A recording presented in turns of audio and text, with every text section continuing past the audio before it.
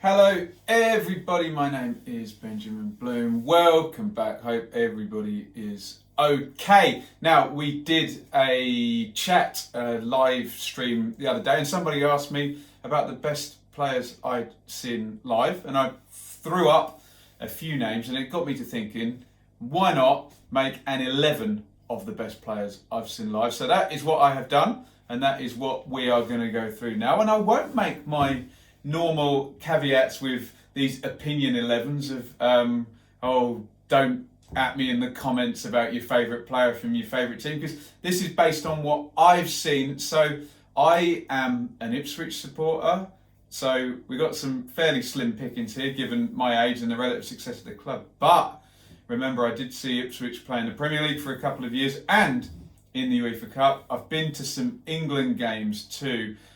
So much of the team kind of comes from those eras, but I thought it would be an interesting one to kind of look back on those players. I've tried to base it on the performance of the player when I saw them, rather than just the name. So, for example, the great Brazilian striker Ronaldo had an injury comeback against Ipswich at a UEFA Cup game I was at, played for the last 10 minutes.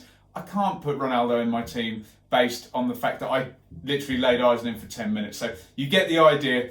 I've had a bit of license on some of them. So here we go. I've gone for an old school 4-4-2 just to try and fit in the players. One of them is a bit out of position. I'll give you that one. Hey, I could go 4-2-3-1 actually. Do you know what? Let's go 4-2-3-1. I'm going to change my system as we go, although a lot of these players wouldn't have known what 4-2-3-1 was when they played. I'm going to start off with the keeper, and this is very much a performance type thing. I wound my mind back to Ipswich being in the Premier League and who had the best performance in goal. So remember, Ipswich didn't really batter any of the top teams. I do remember Fabian Barthez making one outstanding save, actually having a very good game, so I could put him in. But I've gone for Mart Poom, who had an absolute world-class blinder of a game for Derby County against Ipswich. Estonian goalkeeper,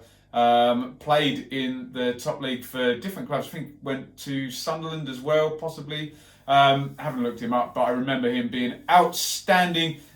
Big goalkeeper, agile as you can imagine from a top keeper. So yeah, I've gone for Mart Poom as the goalkeeper. Let's go on to the full-backs, and I've got quite the pair here. Let's go for the right back first, and we will dip into that UEFA Cup game against Inter Milan because Javier Zanetti was playing for Inter. Obviously played an absolute ton of games. Look him up on Wikipedia. I'm sure most of my watchers will know who he is. I've gone for him slightly ahead of Luke Ayling. That's a joke for the Leeds fans there.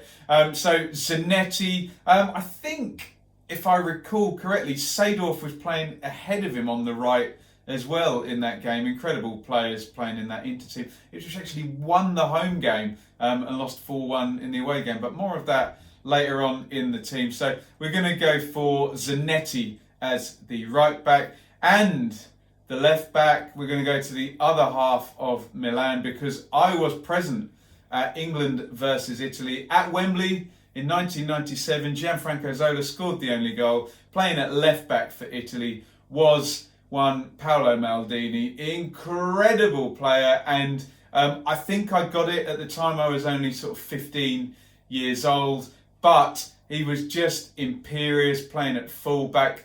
No one got near him with the ball, and I remember one specific moment where he kind of came forward for his... They were very, very much an Italian defensive team at this time. His dad, in fact, Cesare Maldini, was the manager. And he came out, did one beautiful skinning move and played the ball into the forwards and just trotted back with his hair perfectly in place. And I thought, wow, what a player. So my full-backs, Javier Zanetti at right back, Paolo Maldini at left back, which brings us to the centre halves. The first one I've gone for is John Terry. And this isn't the John Terry that you might remember. This is a John Terry playing for Chelsea. Ipswich are going to draw 2-2 with them. I think possibly Boxing Day, certainly around Christmas of the year 2000. But I distinctly remember coming to the game, Chelsea playing a back three of Desailly, Leboeuf and Terry. And I remember Terry played in the middle of the three of them and was 18 years old as well. And I just remember thinking at the time, you've got these World Cup winners here, Desailly obviously storied European Cup history as well, and John Terry, young English player, sat right in the middle of them, outstanding at that age. And obviously you can see from his career that he went on to do incredible things throughout. And I'd like to think that I kind of spotted that, although it was fairly obvious at that young age he was going to be that good. His centre-back partner, I've gone for Sol Campbell. So I saw Sol Campbell play for Tottenham. George Graham would have been the manager. It was Ipswich's first game up, so this might colour this a little bit. So I'm sat behind the goal at White Hart Lane. Ipswich had just got up after 4 years of trying. And I remember Campbell coming out, and obviously I was used to Division 1 defenders as they were at the time. I remember thinking Campbell's huge, and we had David Johnson up front who was so fast, and just within 5 minutes I remember Campbell outrunning him and thinking, my God, is this what defenders are like in the Premier League? Turned out they weren't all like that, and I guess that would have been Campbell's last season at Spurs before he went across North London to Arsenal. So my back four is pretty darn good, I think you'll agree. Zanetti, Maldini, Terry and Campbell. And it's not all reputation, because they did all have great games when I saw them play. I'm flitting to a 4-2-3-1 here just to try and be a bit hipster with my tactics. So my two central midfielders, and this is an ex-Ipswich manager, but I've got to go for Roy Keane. Ipswich's game when they were relegated from the Premier League was at home to Manchester United, and Alex Ferguson didn't play all of his big guns. Ruud van Nistelrooy played and fell over, let's just say, for a penalty and scored it. But Roy Keane did play, and oh my God, did he play. I just remember the guy literally being the best player on the pitch by an absolute mile. The ball just seemed to be with him. He seemed to find space everywhere. Nobody could get near him. His passing was better than I'd remembered from seeing him play years before for Nottingham Forest. And it was like he was a number 6 and a number 8 all at the same time. And I think the thing I remember about Keane that day was it didn't look like he was anywhere near what he could do as well. It looked like he was in third gear of 5, just swanning about running the game. Brilliant performance by Keane that day. Shame he wasn't as good an Ipswich manager as he was a player for Man United that day. Next to Keane in central midfield, love this guy, so I've got to go for Tugai, who I saw play for Blackburn against Ipswich. The not very good season, Ipswich, it's really 2001-2. I think Blackburn would have got promoted the season before. I know Tugai had been with Graham Souness at Rangers prior to this. I heard all the rumours about, smokes 40 a day and this, that and the other, but my God, what a player. And again, very similar to Keane, just when you turn up and, not that much internet, no Twitter in those days, so you'd heard but you hadn't seen all the clips, etc.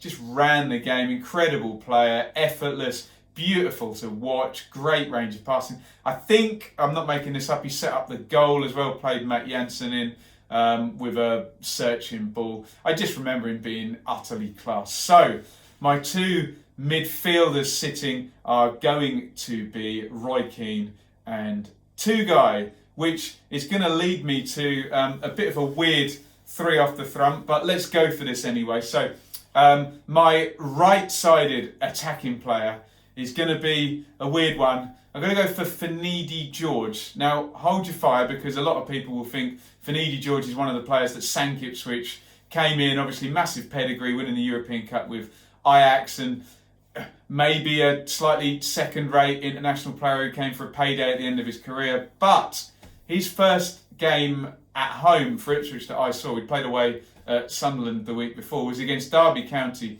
And all Ipswich fans will remember this because he actually broke the record for Carlin Opta for his score in that game at this time. He was incredible. Obviously, he basically never reproduced this, apart from maybe one game against Sunderland. But he played down the right-hand side and dribbles. I think he scored and assisted. It was the best home debut I think I've ever and will ever see. it was what he was capable of, but he didn't really reproduce it, the European Cup winner. So I'll go for him off the right at the front. I'm going to go for Thierry Henry off the left side in my 4-2-3-1, trying to fit him in. If you can think of a better formation to fit these players, I was going to have him on the left wing, but I know that's where he played at Juventus, but I saw him for Arsenal, and it was a bit of a weird one because this was at Highbury. It was Ipswich's really good season where they finished 5th, and if I remember it correctly, Henry was on the bench and Arsenal were knocking at the door, and it must have been around the hour mark. Arsene Wenger brings him on, and I just remember he was like a tornado, the sheer speed of the guy. I remember him standing in an offside position a lot, and just our defence being terrified of him, and they'd been knocking, and then of course Henry just sweeps through on goal and puts the 1-on-1 in, and you just thought, this guy is an absolute force of nature with that speed and finishing ability. I know he's a forward, but I want my formation to work, so he's going to play. And really, the way that Wenger played him was off the left, coming in on the counter-attack. So maybe Henry would sit in a 4-2-3. No, who am I kidding? He plays in the front two, doesn't he? And pulls out to that left-hand side. But what a player and what a sub-impact that was that day. But I've got to get him in there. And I'm going to play in a number 10 position. This might slow my team down a little bit. I've got to go for Paolo Di Canio, who, again, this is a sub-cameo against Ipswich in the Premier League, but I've never seen a player attract markers, and for a dribbler was absolutely incredible. He made this sub-cameo, which were winning against West Ham. Di Canio comes off the bench and was just incredible. And there was this cockiness to him that he would receive the ball and just stop. He wasn't bothered about what position he was in, and say to the defenders, you know, where he would stop, stand them up, drag the ball, could go this way, could go that way. And I remember just 3-4 Ipswich players being drawn to him, and he'd, you know, take a couple on and play it into the space. I think he scored in that game as well on the volley. And oh God, what a fantasy player Paolo Di Canio was. So he's going to sit in the number 10 position in my 4-2-3-1 formation, which leaves the number 9 up the top. I was going to play a front two, organise these how you like, put Di Canio on the wing, play Henry up front, put Henry on the wing, play Di Canio up front. But I have to pick Christian Vieri, who was the world record signing at the time when he signed for Inter. I think 32 million in 1999. That was when I know it would have been 2001. It's the Ipswich Inter UEFA Cup game again, and Vieri just blew us away, scored a hat-trick in this game. And no, this wasn't Ipswich Town playing against a world-class striker. He was world-class on that night, absolutely incredible. Check out the goals if you can on YouTube. I just remember one, he had about half a second to spin and hit a volley, and he just ripped it into the net. I think there's a 1-on-1 in there as well. Brilliant player, brilliant performance, and again, like Sol Campbell at the back, was one of these players that had the big physicality, but was also a hell of a player as well. So Vieri, he's the last one on my list down there, but Vieri is going to be my number 9. So let's run through the team. I changed the formation mid-go. Let me know if I can fit these players into a better formation. In goal, Mart Poom, right back Zanetti, left back Maldini, centre backs John Terry, Sol Campbell. My 2 central midfielders, I suppose Roy Keane's going to be the holder, and 2 guys going to be the deep line playmaker, with Thierry Henry front left, Finidi George front right. I'm sure I'll get some eyebrows raised about that one. Paolo Di Canio in the 10 position, and Christian Vieri up front. Honestly, Di Canio and Henry can go where they like, can't they? Switch around, I'm sure that would be lovely. Thought it'd be a bit of fun, certainly an interesting one for me. Obviously, in the main, I've been watching Championship football. I've said many times the likes of Buendia, Pablo Hernandez and Grealish were exceptional when I saw them, but I haven't put any recent Championship guys in just because of the level of some of these guys that managed to get in there. So let me know what you think. Did you see any of those players play? Who would be in your best 11? A little bit of fun, a little bit of opinion, and a little bit more content, which I know people are enjoying as we're keeping going through this lockdown. As always, follow me on Twitter at Benjamin Bloom. Hit subscribe, ring the bell. You can support me on Patreon, patreon.com/Benjamin Bloom. If you're short of money, please save it. And when we come back and the football comes back, I'll talk about the statement from the EFL maybe in another video. Then perhaps that might be the right time. But until now, enjoy my best 11 players I saw in the flesh. Get your ideas in of who would make your 11. And I will see you all very soon. Over and out. Thanks for watching.